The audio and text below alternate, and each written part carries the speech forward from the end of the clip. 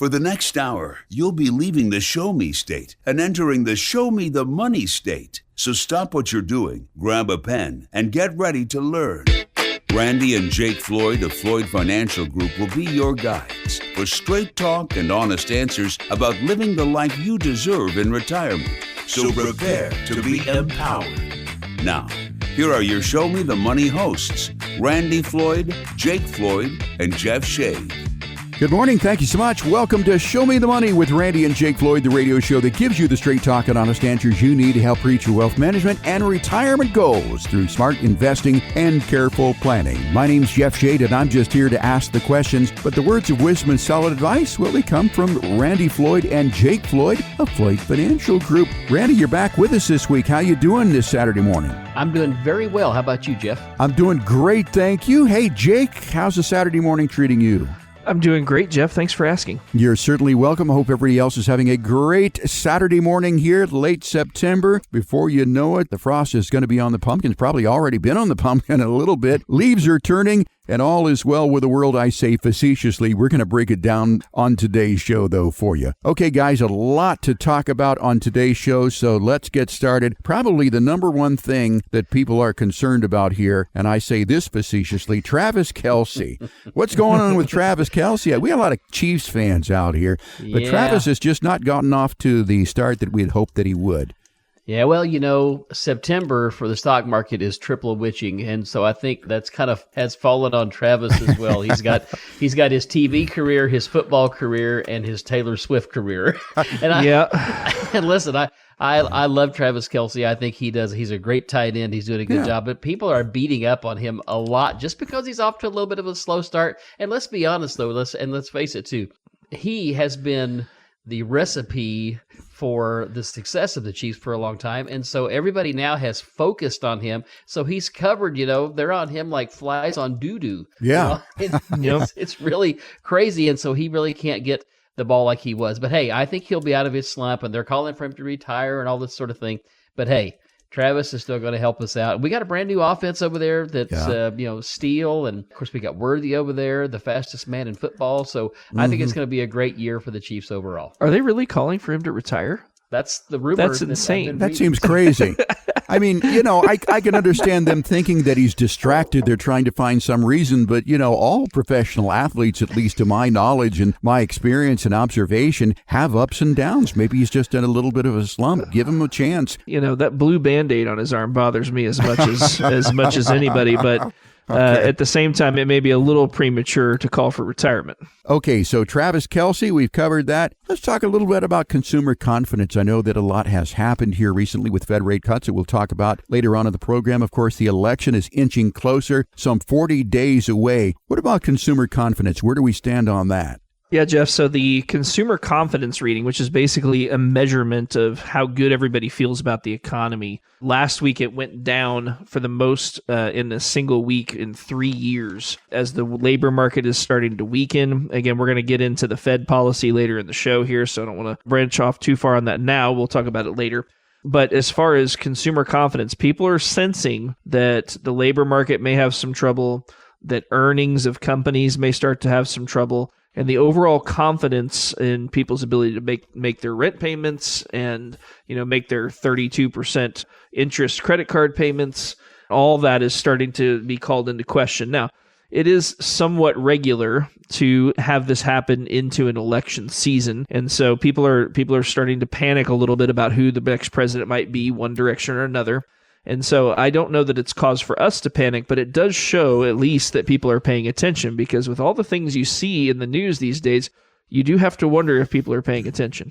Yeah, and my sister has a house for sale across the street from me, and she had a buyer back out because they were waiting for the election to happen. Do you think that too many people are looking at this election and they're delaying things because of the election, when in fact whatever happens in the election is not going to really affect what they're talking about? I think there's a lot of that going on, and what it will lead to is on the other side of the election, regardless of outcome, as long as America still exists, there's going to be a rip-your-face-off rally in the market, in the housing market.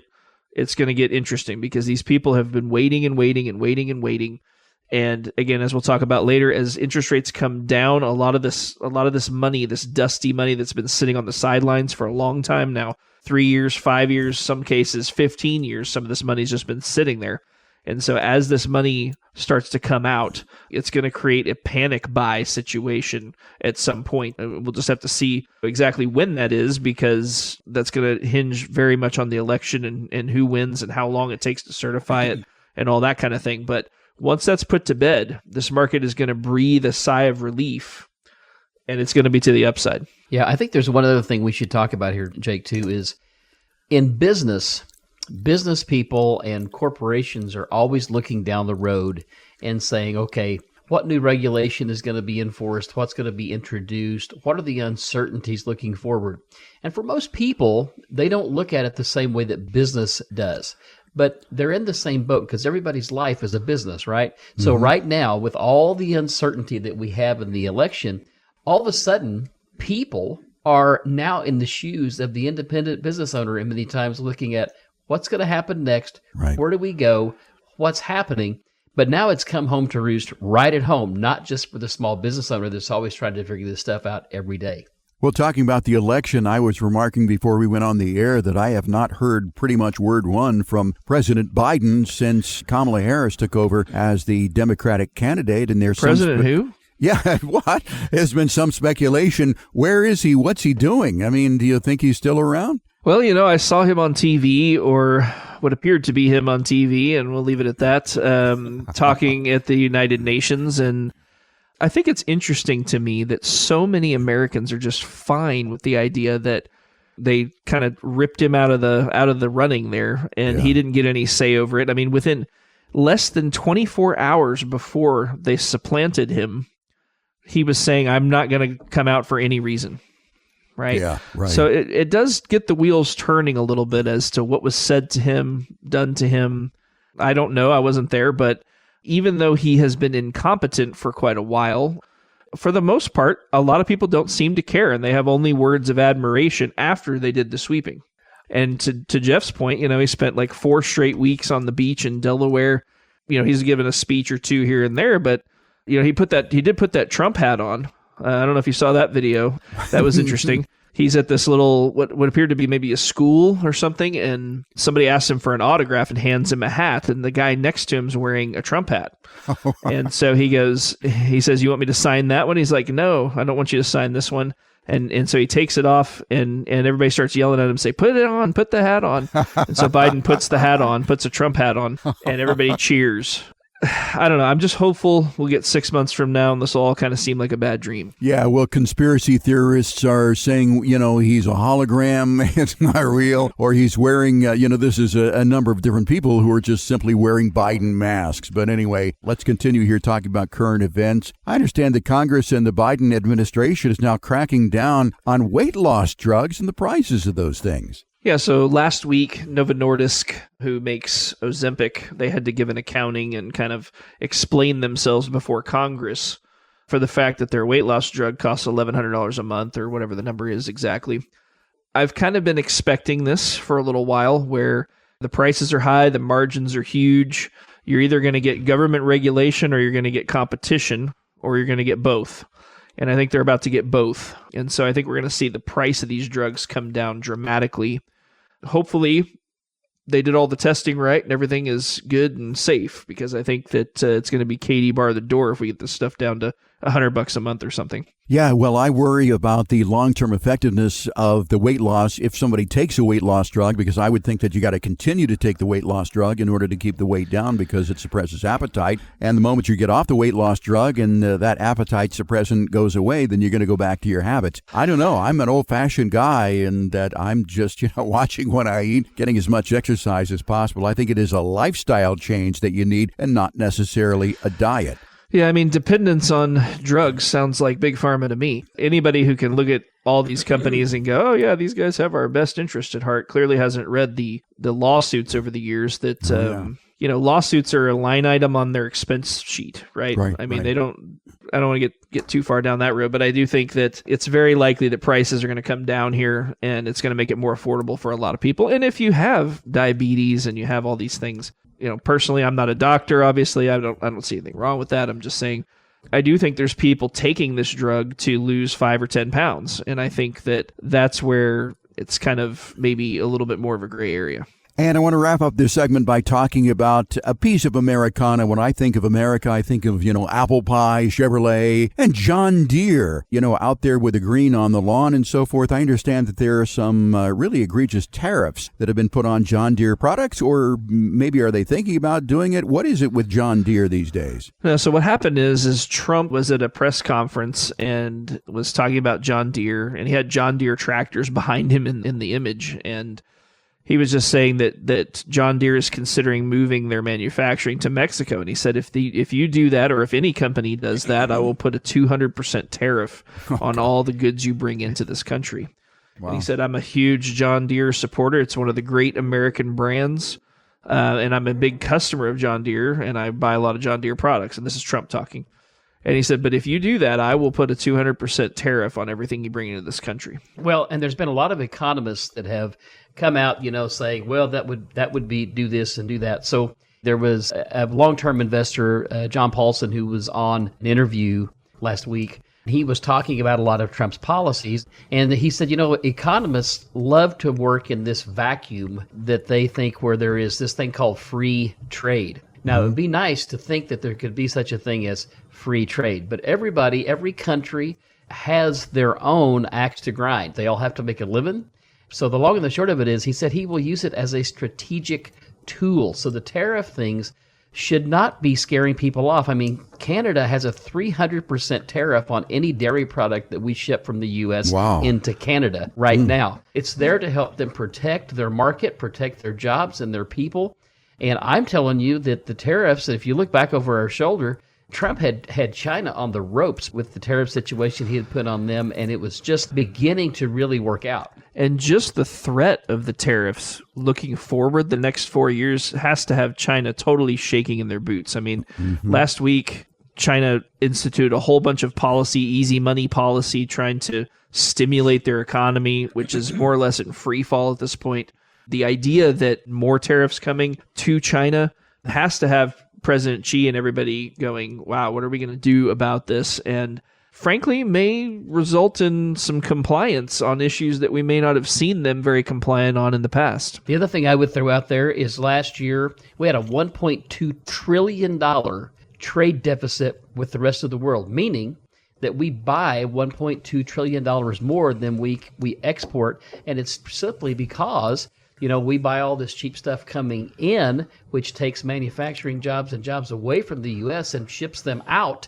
If you really want to call a spade, so to speak, Trump's policy would absolutely bolster American manufacturing and actually give us some pride in American workmanship and building things again and keep the money here rather than shipping it out around the world. Yeah, and it is potentially a little bit inflationary to, if we have any economists listening, we're not ignoring that fact. It's just that I do think that the overall stance of America in the global landscape needs to be one of strength and needs to be one of America first. And I think that these tariffs that he's putting in strategically are very much America first. And that's what John Paulson was saying. He was saying, yes, we'll use this stuff strategically to bolster and build America. Yeah, we're not going to incentivize American manufacturers, great American brands, to go build their stuff in Mexico, right?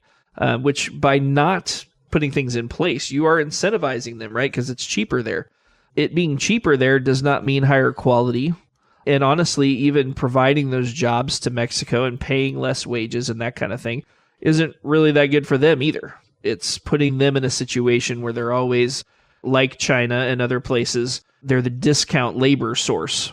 And as that happens, it'll happen more and more, and it'll keep the thumb on them.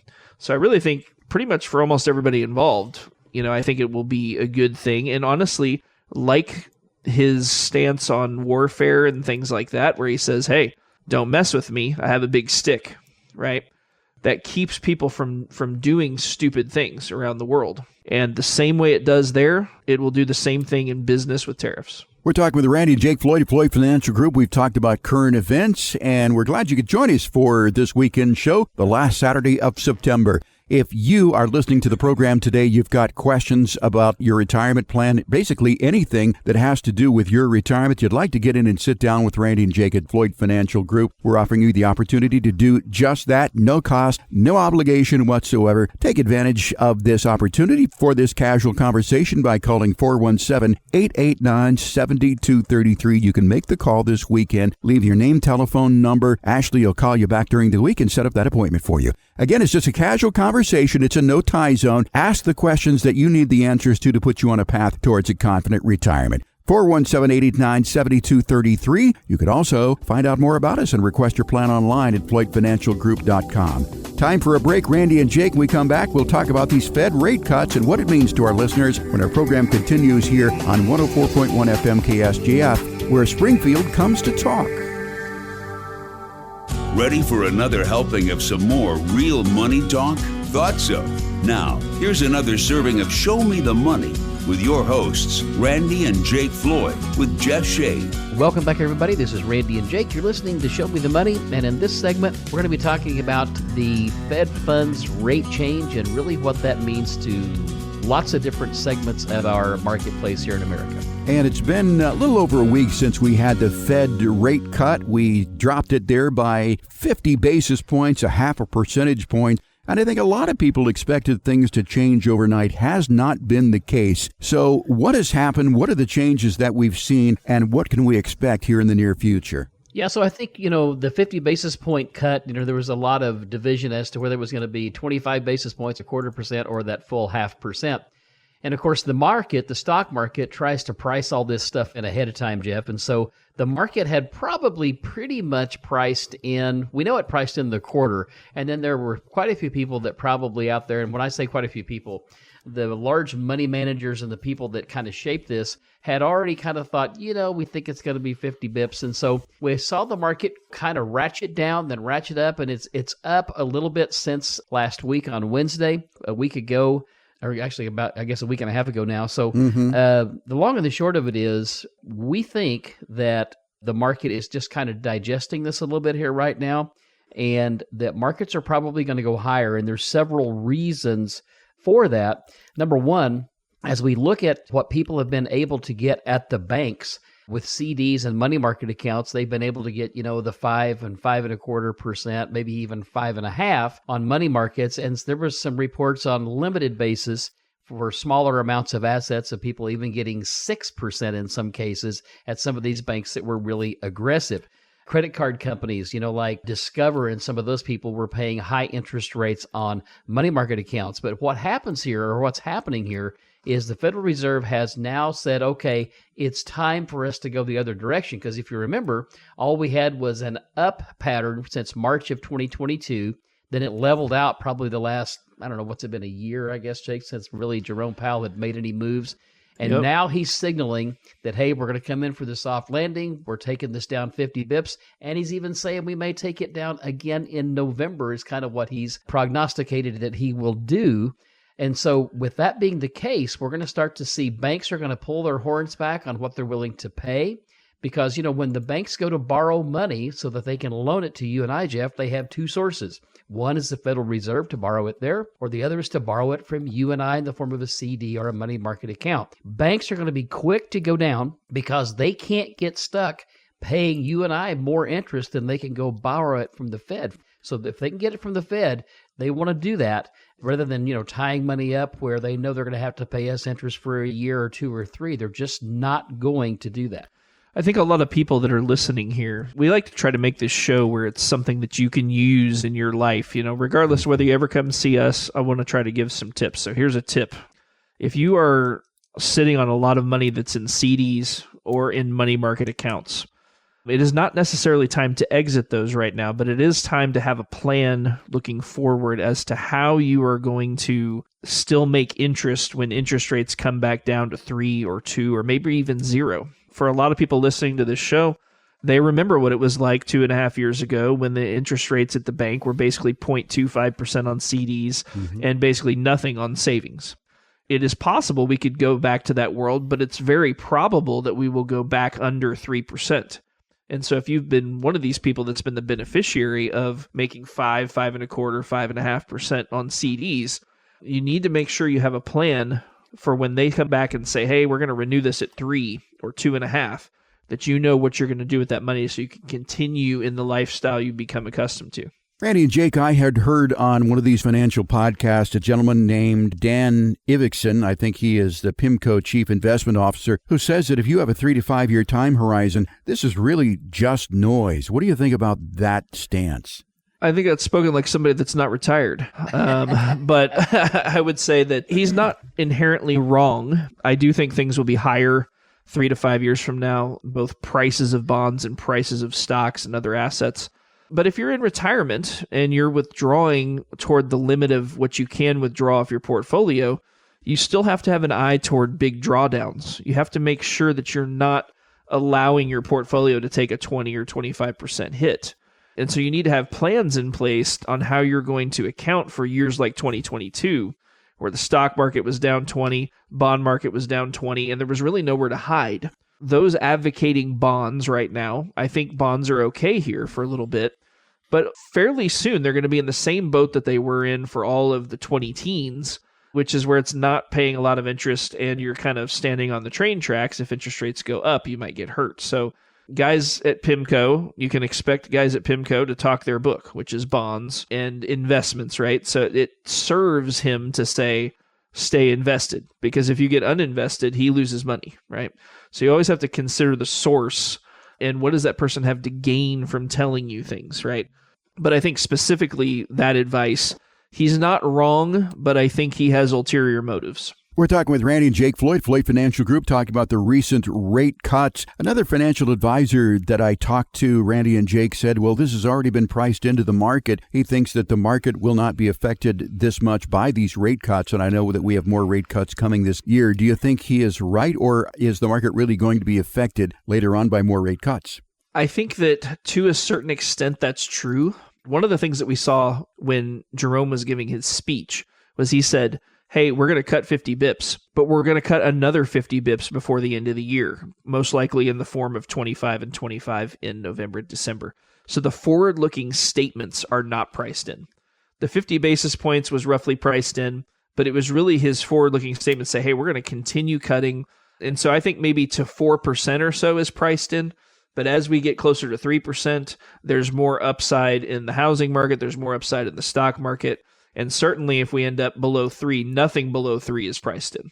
So as we start to unwind this situation, especially like we talked about in the last segment about jobs starting to become maybe an issue, and that's in an environment where we have not gotten rid of all these illegal immigrants that are here. If we end up with Trump and he starts deporting these people, you're going to have an even larger sucking sound in the jobs market, right? Now, there's a lot of ways to fix that, including the tariffs, which is part of the reason why he's bringing up the tariffs, is because he knows that's going to be a problem as he deports illegals from this country. And so I think all that is playing into his overall plan, but also the Fed is aware of all these things too. I think one of the things we'll talk about here in a second is I think the Fed is largely trying to get ahead of all this. They don't want to be in a situation where if Trump were to win easily, where they're playing catch up for the next 2 years, trying to chase it around with monetary policy. Earlier, Jake, you were talking about the housing market, and I know that some people who are in the market for a home are waiting, and they think that things are going to be considerably different. But from what I heard is that after this Fed rate cut, that some interest rates actually even went up. Do you know if that is true? And what can we expect in the housing market as a result of these rate cuts that have most recently happened and the ones that are going to be happening later in the year?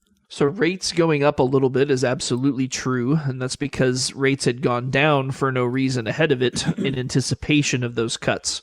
And that kind of goes into what you were talking about where some of this was priced in. And so after those cuts, bond rates went up a little bit, and therefore long-term mortgage rates went up a little bit. But it's not a huge move. I mean, we're talking 25 basis points or something. It's not like it went up 2% or something. And so that's normal fluctuation of the bond market. The Fed has indirect control over treasury rates and all these different interest rates out there. They do not directly go, hey, this rate needs to be 3%, this rate needs to be 4%. The bond market works all that out on its own. And so you're always going to have a little bit of lag, and you're going to have a little bit of subjectiveness to exactly the timing and the degree at which policy is going to move the actual underlying rates. But make no mistake, they control all of it with that one Fed funds rate. They absolutely control it. But it's not a scalpel all the time. Sometimes it's a hammer. And if you're a seller of a home like my sister is, I mean, this has affected sellers as well, too, because buyers are waiting for these rate cuts to happen and to get even deeper than they have. And I think that maybe they just don't have a lot of information here because I don't know how low interest rates are going to go. I understand that possibly in the coming year, they could be down into the fives. What do you think about that? Yeah, I would certainly agree that I think if Jerome continues to push the Fed funds rate, that, it will push these rates on down. It's always interesting to look back over our shoulder and to talk about current events and how people say, well, this time it's different. Well, it may be slightly different based on the numbers and some of the dynamics, but always, this has been the case, markets cycle. And we're coming through a major cycle where we printed a ton of money, put it into the system, and we've had to, tighten monetary policy to kind of suck some of that up and slow things down. And so now we're coming to a different part of the cycle, and that's why we are starting to cut interest rates.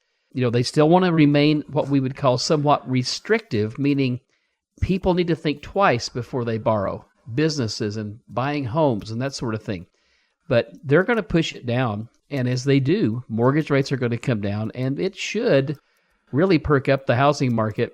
I think it will, and Jake had alluded to this, it may actually push the prices of housing a little bit higher unless we can figure out how to get supply at a higher level again.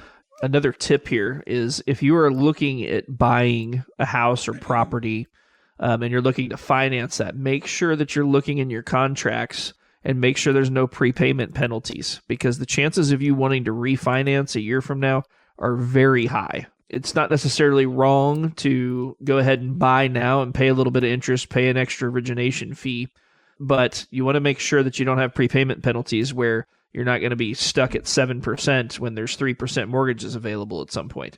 And I realize that that's not a super popular opinion, that interest rates could go back that low. I think it's very likely that they could go even sub 4 again, Jeff. Whether or not they'll go sub 3 is another story, but I do think interest rates are going to be coming down, barring some kind of major shock to the global system. It's very likely interest rates are going to continue to come down. And to your point, the 5 range, I think, is a virtual certainty in 2025. We may even see something with a 4 handle on it. We're talking with Randy and Jake at Floyd Financial Group. We're talking about Fed rate cuts. And again, if you'd like to get in and sit down and have a conversation with Randy and Jake about your individual journey towards retirement, what these Fed rate cuts really mean to you, we invite you to call us right now, 417-889-7233, to get your Floyd Financial Group retirement review. 417-889-7233. All you got to do, it's going to take you about a minute to do this, is leave your name and telephone number. Ashley will call you back during the week and take a look at your calendar, her calendar, and find a convenient time for you to sit down and talk with Randy and Jake at Floyd Financial Group. Get the questions answered that you need to put you on a path towards a confident retirement. And again, there is no cost for this, absolutely complimentary, and there is no obligation and, of course, no judgment whatsoever. 417-889-7233. Make that call right now. You can also find out more about us online at floydfinancialgroup.com. Time to take a break. Randy and Jake, when we come back, we'll continue to talk about Fed rate cuts and what that means to you and me when our show continues here on 104.1 FM KSGF, where Springfield comes to talk. Ready to climb a mountain of financial know-how? Good, because it's time for more Show Me the Money with your financial Sherpas, Randy and Jake Floyd. Welcome back, everybody. This is Randy and Jake. You're listening to Show Me the Money, and continuing in the interest rate section, let's talk about misconceptions and also maybe another thought process on how to use credit, when to use credit versus spending maybe your taxable money out of your IRA. Yeah, and I think a lot of people have a misconception about these Fed rate cuts. And like you said, for people who have debt, maybe they have credit card interest rate debt and, they're paying 29% right now. They're saying, whoa, this is going to come down to 20% or so. That's not necessarily the case, is it, Randy? No, credit card companies let me just say that they're predators. I mean, at the, Yeah. end of the day, I mean, they just Exactly. are. Yeah. They're apex predators, I mean, even. anybody that can, charge 30% interest. Yeah. I mean, that's a predator. Honestly, like when you look at the practice of, a clothing retailer is able to issue or help issue a 32% interest credit card, Right. giving you the power to hang yourself in that store. Yeah. Is honestly, like, if you're going to talk about unfair trade practices, like, I think you're definitely, That's and one. again, and I'm for freedom, and, I'm not necessarily against it, but I got to tell you, that is one of the most detrimental things to lower and even some middle class spenders, is they're like, hey, I can get this and I can have it now. I don't have to wait. Yeah. But man, at 30% interest, I mean, that's such a huge number. It's one thing if it's 7 or 9 or 0 for 6 months and it gives you a chance to pay it off. But man, if the clock's running on you 1 month later with 30 and 32% interest, I mean, you're just setting yourself up for failure. Well, and a lot of it, and this is kind of what we're doing here today, is a lot of it is we're just not very well educated in this country on things, right? About things finance.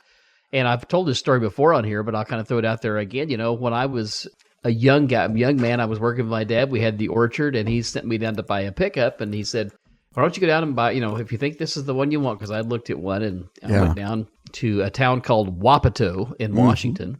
When you go down there, Randy, he said, look it over at all this, and he said, get it if you want it, but just don't get skinned. Yeah. And what my dad meant by not getting skinned is, I think it's pretty self-explanatory. I mean, if you can imagine what getting skinned would feel like, and and I'll tell you the thing that I want to kind of go back to here is, if we were to educate people a little bit more financially early on in life, it would serve them well. You can't regulate morality or moral code because you just can't do that. That's an inside job, but we can help people to understand what situation they may be getting themselves into.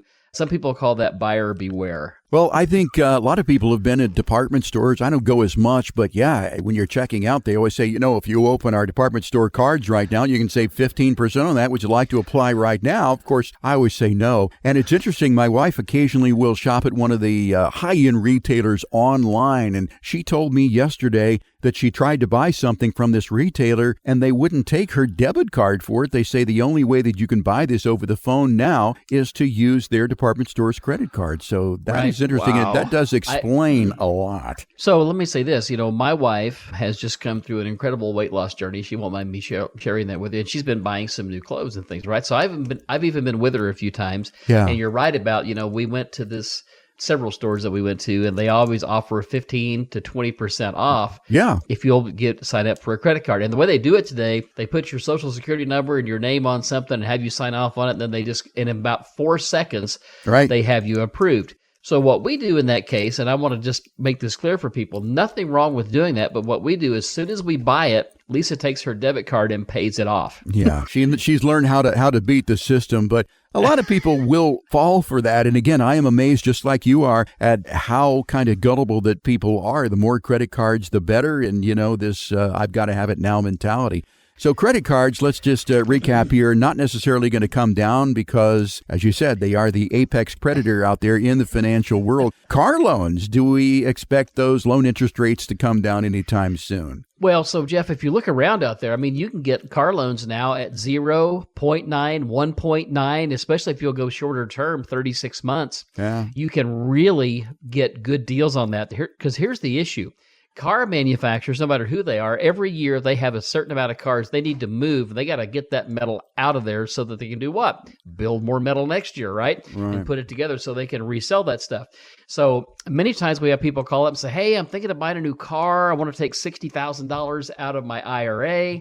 So many times I'm quick to tell them, if you do that, it's going to put you up to where between state and federal, it's going to cost you 26, 27% to actually do that. So we're going to have to give you about $75,000 or $80,000 to go ahead and be able to pay for that. And so sometimes, and people say, well, I don't want to have monthly payments. Let me say this. When I usually quantify what it will save them to do that, they go, okay, we can set it up on auto pay, and they will just go ahead and do that, because many times you put yourself into a new tax bracket and we don't want to do that. But if we pay it over 2 payments or 3 years or whatever, we can really keep people down maybe in that lower tax bracket and save them a ton of money. So that's just something to always bear in mind whenever you're making a major purchase. Factor that sort of thing in. I am amazed at what the average price of an automobile is these days. I mean, isn't it like $45,000 to $50,000, something like that? And that's not for any really deluxe car anymore. Yeah, I would say that that's pretty accurate. So paying for a car is a little bit different than it used to be. And as you said, with 0% interest rates, I mean, that is something we could talk about for a long period of time. To me, when you buy a brand new car off the lot there, it's going to depreciate depending upon the type of car that you get. When you drive it off the lot, it could be worth $2,000, $3,000 less than it was. If you were to drive it off the lot, go through the fast food drive-through, cross the street and come back and say, I want to sell it back to you, that you would be really shocked at how much they would be willing to give you for that car. Talking with Randy and Jake of Floyd Financial Group, talking about these Fed rate cuts. Let's go back to the 40,000-foot view of this Fed rate cut situation here. Do you think that the Fed was too early and too aggressive on this? Jeff, it's very easy to play armchair quarterback here, especially when they have to act in advance, because Fed policy has a lag to it. And so they're guessing where the economy is going to be 6 months from now, trying to act now. What I would say is, I personally believe that they're a little bit ahead. I'm kind of in that camp, but part of it is I think the numbers that we've been fed on inflation are way low. And so I think that inflation is getting more under control, but honestly, it's less under control and more it's run its course. Meaning the prices are up, they've been up, and they're not coming back down short of certain policies, some of which that Trump wants to put in. But to answer your question a little bit more directly, I do think that they're maybe a little bit ahead, but they're not much ahead, maybe a month or two ahead. And they want to make sure that they're not late, because they were late last time, they were stubborn last time, and they don't want to be seen that way again. Now, that being said, I think it has worked out way better than a lot of people were thinking it was going to work out when they first started raising interest rates. Even though there was a pretty good downturn, you should pretty well expect downturns when the Fed's raising interest rates aggressively. But on the other side of it, it has been, really pretty good, and they're still at risk, if you will, of achieving this soft landing they've been talking about for 2 years now, or however long it's been since they've been talking about it. I think they're a little early, but I think the fact that they're paying attention is more important than the exact timing. So we're expecting 50 more basis points by the end of the year. Looking ahead to 2025, nobody has a crystal ball, but and of course, we're going to have a different president. But what do you think 2025 holds as far as Fed rate cuts go? So right now, the Fed Watch tool is pricing in a year from now being at 275 to 300. Until we started cutting, we were at 525 to 550. We're now at 475 to 5%. And so the Fed Rate Watch, the people who are investing based on this and using their money to kind of signal what they think there is happening and what they're buying, they're showing that we're going to be at 2.75 to 3 a year from now. I would say that could be pretty accurate. If we have any weakness, though, I think we'll be less than that. I think they will not hesitate to gut interest rates if they feel like the economy is going to fall off the cliff. But that being said, if everything goes smoothly, I'd say that 275 to 3 is roughly the neutral rate, meaning it's not helping the economy, but it's not hurting the economy. It's not going to create a huge amount of inflation to go back there. It will be slightly stimulative for the jobs market and things like that. That could be a good place to be, and they have been very right on that tool most of this entire move over the last 2.5 years. Our program is called Show Me the Money with Randy and Jake Floyd. My name is Jeff Shade, and we have just finished discussing the Fed rate cuts. If you have questions about how these Fed rate cuts are going to affect you and your journey towards a prosperous retirement, we invite you to give us a call here at Floyd Financial Group, so you'll have the opportunity to sit down on a one-on-one basis with Randy and Jake at Floyd Financial Group and ask your questions. 417-889-7233 is the telephone number to call. No cost, no obligation. This is entirely complimentary. It is just a casual conversation to get your questions answered. No questions off limits. 417-889-7233. Go ahead and make that call this weekend. Leave your name, telephone number. Ashley will call you back and set up an appointment that's convenient for you. Again, there is no obligation, and of course, there is no judgment. 417-889-7233. You can also request your plan online at FloydFinancialGroup.com. Time for a break. Randy and Jake, when we come back, we'll be talking about whether or not you should pay off your mortgage. All that and more when our program continues here on 104.1 FM KSGF, where Springfield comes to talk. People of the Ozarks, step away from the fishing pole and prepare to be shown the money, because we're back with more straight talk and honest answers with Randy Floyd, Jake Floyd, and Jeff Shea. Welcome back, everybody. This is Randy and Jake. You're listening to Show Me the Money, and in this segment, we're going to be talking about paying off your mortgage early. Should you do that or not? Yeah, and that is a common question I think that we get here at Floyd Financial Group, Randy. Would you say that that is one of the more popular questions, that people have the money to pay off their mortgage? They're not sure whether they should do that. Their tax implications, is that something that's on the mind of a lot of people that we see here? Yeah, it certainly is. And there's a couple of ways to look at that. I mean, it's something that always comes up when we're doing retirement planning. Hey, do you have a mortgage? And if you do, you know, what is that rate? So for many of the boomers that are coming in here, which is mainly who's retiring now, they have, 3%, 3.25%, 3.5%, 2.9%, 2.75%. And some even have 15-year mortgages that were almost at 2%. And they're asking if they should go ahead and accelerate paying off that mortgage or just pay it off lump sum. So let's investigate that for a minute and talk about, what the possibilities are there. So let's say that you come in and you've got a house that's worth $400,000 and you owe $100,000 on it at a 2% interest rate. Well, I'm going to tell you that if you're going to reach into a 401k and pay 25% taxes to do that, that probably you shouldn't do that. Now, let me preface this by saying there is the financial side of things, and then there's the human side of things. And we talk about this, with, in many cases, when do I take Social Security and all those sorts of things. So the human side says, and a case in point, my wife said, Randy, when we retire, I don't want to have any debt of any kind, anywhere, period, the end. I don't care what it is. I don't care what you say. I'm not doing it. And I said, yes, dear. That's the right answer, my friend. I've learned that. We've been married, 42 years or coming up on it. If mama's happy, I can be happy, right? So, yeah. So there's two sides of this, but purely from a financial standpoint, if you owe $100,000 at 3% interest, let's say, you're paying $3,000 a year, and that's just for the first year because you're going to be paying down pretty rapidly on principal. But if you are in that situation, I'm going to tell you that from a financial perspective, especially where we are in the cycle of things here, it makes no sense to reach in, pay taxes, and pay off that property. Because remember, you not only pay the taxes, but also now you have $100,000 less to earn interest and make gains in the market or bonds or whatever, however your investments are set up. So that $2,000, you kind of threw out the baby with the bathwater. Now, again, emotionally speaking, if it's something that's really on your husband or wife's mind, or just, if you're single, if it's just something you just want gone, that's going to trump the financial side, because I'm not going to sit here and tell people what they have to do. I'm going to give you advice and information and let you make the decision that's right for you emotionally, because at the end of the day, emotions play a big part in the retirement process as we do planning as to what people really want and what makes them comfortable. Now, the other thing is, let's say this. Let's say that $100,000 that you owe on that property, and let's say your house payment is $1,500 a month, and let's say the principal and interest on that is $1,200 a month. Well, $1,200 a month is $14,400 a year. So if I have $100,000 on investment at 6, 7, 8%, well, does it make sense to maybe, especially if I have pre-tax dollars, it might make sense to go ahead and pay that off, because my improved cash flow that I have each month for not having that $1,200 out go on principal and interest is much greater than what I can earn on that money.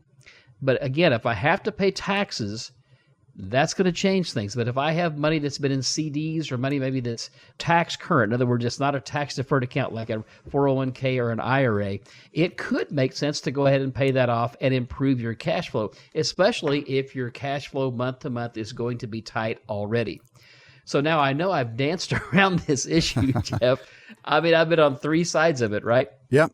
And that's the thing. There is no hard and fast answer as to should I or should I not. Everybody's situation, everybody's family dynamics, and their situation is just different. And so what we do here, what our job is to help people look through this as we kind of x-ray it and say, well, here's scenario 1, here's scenario 2, and here's scenario 3. Which one makes you feel the best? Because at the end of the day, I've heard this statement over my life.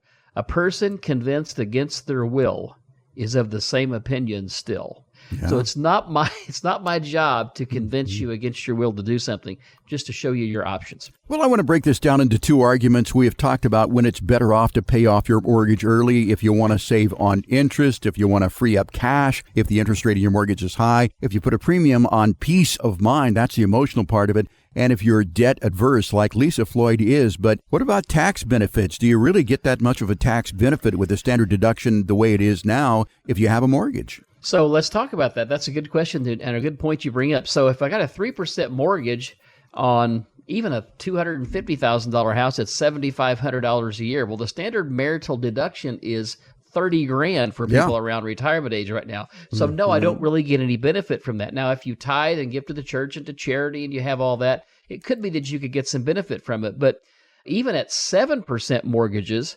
at $400,000, you get $28,000. That's $28,000 in interest. You're still not going to gain much as far as owning a house and using that property as a tax deduction, or that mortgage on that property as a tax deduction.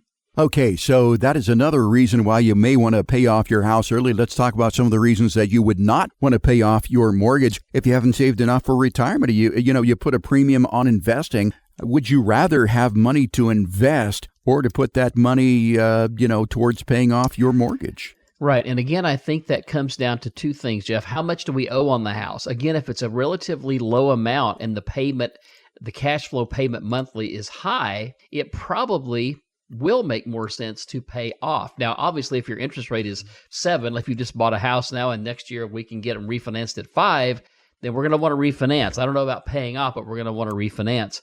But again, we have to look at what's the cash flow, the monthly cash flow. Because I don't know about you, my bills come every 30 days around my house, right? Yeah, sure. So what's the monthly cash flow that's required? What is our monthly cash flow? And how much do I have to give up? How many dollars do I have to give up? And what's the potential earnings of those dollars I give up as compared to the improved cash flow? That is the real crux of the matter. Randy, if I plan to own my home for only a short period of time, if I don't see myself living in my home for years to come, would it make sense to only make the minimum mortgage payments to insulate myself from the possibility of a housing market downturn? How much of a reality do you think that is? I think the forecast is slim and none. And almost none. Home values don't always go up, but in most cases, they do. So that's not a good argument, I think, for not paying off your mortgage. Well, and I think also when we're looking at a housing market decline, right, the reason why that's probably not in the cards is because there's still overwhelming demand for decently priced houses. If there's a house on the market right now and it hasn't sold in 30 days, there's probably a reason. And I think if there's any weakness in the housing market, it's going to be met with more demand as prices come down, not less. And certainly if we have interest rates coming down, that's going to increase our pool of buyers. It will also increase our pool of sellers because there will be people that can buy now. And so they'll sell their house and then they'll buy another one, right? And so it should be a net benefit, in my opinion, to supply while driving much more volume in sale of housing, mortgage refinance. So, I mean, it's hard to want to bet against the housing market from here, in my opinion. I will admit that over the last couple of years, I would have expected prices to come down more than they have, given the huge downturn in volume of houses sold, and overall demand is actually down too. It's still way more than supply, right? I thought housing would come down a little more than it has, and it has come down a little bit, from the high points in 2022. I do think, though, that it's very hard to want to bet against it here, because any weakness is going to be met with new buyers and more demand. And then again, with the interest rates coming down, that's another tailwind to the housing market. We've been at 7% mortgage rates. So people that have purchased houses, and according to all that I can read, the average price of a house across America is $403,000 right now. So if I got a 7% mortgage on a $400,000, let's say, that's $28,000. If it goes to 5, now I'm at $20,000. That's $8,000 a year. And for me to net $8,000 a year, that's $675 a month. I probably got to make $875 a month extra income to make that payment. So as these interest rates come down, it's going to really affect who can afford to buy a house, and should probably slightly increase demand, which should at least stabilize, if not push prices. Talking about when it's better to invest than to pay off your mortgage here in this section of Show Me the Money. How would you respond to the argument that I want more liquidity? Assets and stocks and bonds, they're far more liquid than home equity. And if access to cash is a priority for you, maybe you should not pay off your mortgage. Yeah, for sure. In fact, I had a conversation with a lady just a couple of days ago about this as to paying things off. And I said, well, how much, emergency cash and things do you have on the sideline? And she told me, and I said, well, if you pay off your mortgage, that's going to put you down to, she's been used to having a year's worth, and then it's going to put her down to a 3 or 4 months supply. And I said, are you going to be comfortable with that? And she said, well, I don't think I am, actually. I said, well, okay. I said, that probably answered your question, right? So it's just one of those things that everybody's a little different. Some people, I had a guy tell me one time, Randy, I just can't sleep at night unless I know I can get my hands on $200,000 tomorrow. Yeah. And I said, well, okay. So I said, that's fairly high as to what you might need cash flow wise tomorrow. But hey, if that's what makes you feel good, it's your money, and that's okay. So I just want to say this, Jeff. Generally speaking, paying off your mortgage versus investing the money, if you've got a 3% or a 2% mortgage, you're going to be able to invest and make more money than putting it into your house. And as you alluded to, you do reduce how much ready cash you have, and it's hard to get money out of a house. And also, when you put that money into the house appreciates whether you own it or not. Right. You also don't have that money growing for you in an investment to offset the interest and probably make you extra money. We're talking with Randy and Jake Floyd, and we're answering that question, is it better off to pay off my mortgage or invest? And again, I think, Randy, what you're saying is that it comes down to just a personal decision. It's not all dollars and cents, is it? No, absolutely not. I mean, we got the emotional side, the human side of things, then we got the financial side, and then we got all levels and gradients of that in between, right? And, it may be a situation like we talked about where people will soon be able to refinance and look at things a little bit differently. Right. Well, it's not a black and white answer. It's really just a very medium shade of gray here. So if you're listening to the program today and you've asked yourself that question so many times, I've got a mortgage. Should I pay it off or should I invest? I invite you to give us a call here at Floyd Financial Group and ask that very question to Randy and Jake. You'll have the opportunity to sit down on a one-on-one basis or a one-on-two basis if it is Randy and Jake and ask that question. Run the numbers a little bit so you can get the answer that helps you sleep at night but also makes financial sense. As you said, Randy, there's more than two sides to this. It's more like a triangle or a quadrangle, or, there are just many different ways to look at this. So if that's you, call 417-889-7233 and ask the questions that you need the answers to get you on a path towards a confident retirement. Again, there's no cost, no obligation for this casual conversation. It's a no-tie zone at Floyd Financial Group. So I know it's the weekend, but go ahead, take that 60 seconds and make that call right now to 417-889-7233. Leave your name, telephone number. Ashley will call you back and find a convenient time for you and Randy and Jake at Floyd Financial Group so you can get those questions answered. No cost, no obligation, and most importantly, there is no judgment. We'll meet you where you are. 417-889-7233. You can also find out more about us online at FloydFinancialGroup.com. For Randy and Jake, we're out of time for this week. Thank you so much for your time. But as always, every week, most importantly, I want to thank the greatest listeners in the world, and those are ours here on KSJF for listening to us. So for Randy and Jake, I'm Jeff Shade. Have a great weekend. Talk to you again next week with another edition of Show Me the Money right here on 104.1 FM KSJF, where Springfield comes to talk. The information provided in the preceding program is for educational purposes only and are not intended as investment advice for any individual or entity. All information contained herein believed to be from reliable sources, however, we make no representations as to its completeness or accuracy. The opinions expressed are subject to change without notice and do not constitute financial, legal, or tax advice. Please consult your financial professional before executing any financial strategy. Financial planning offered through Floyd Financial Group, LLC, an investment advisor registered in the state of Missouri.